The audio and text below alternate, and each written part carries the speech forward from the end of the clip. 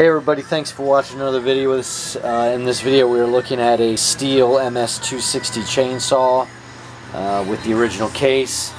It's got a couple of chains, one on and one loose, and have no idea if either one is sharp. We're not guaranteeing that either one is. I believe it's an 18-inch bar, but we'll measure that for sure and put that in the post. It is worth noting that the fuel that was in this, or is in this chainsaw, was left over from last year, as told to us by the last owner. So we're gonna give it a quick start up and let it run for a second, and then we are going to empty it. Assume you may need to put a new plug in it and just do some basic maintenance. So anyways, alright, we're going to set this down right here, and there we go. Sorry. Oops. Okay, sorry about that. Here we go.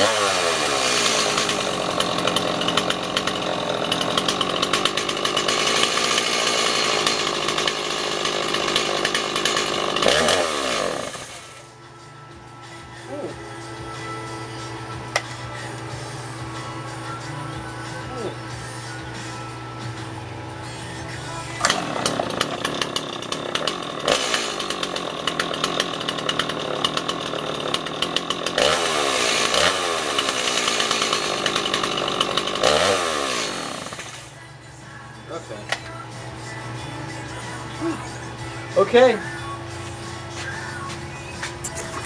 Well, as you can see, it's a good runner, but I can't quite figure out this whole, stop, start, choke combination switch there.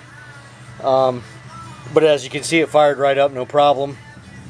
And I don't know if that is supposed to be, if it's supposed to be shut off in that position or not.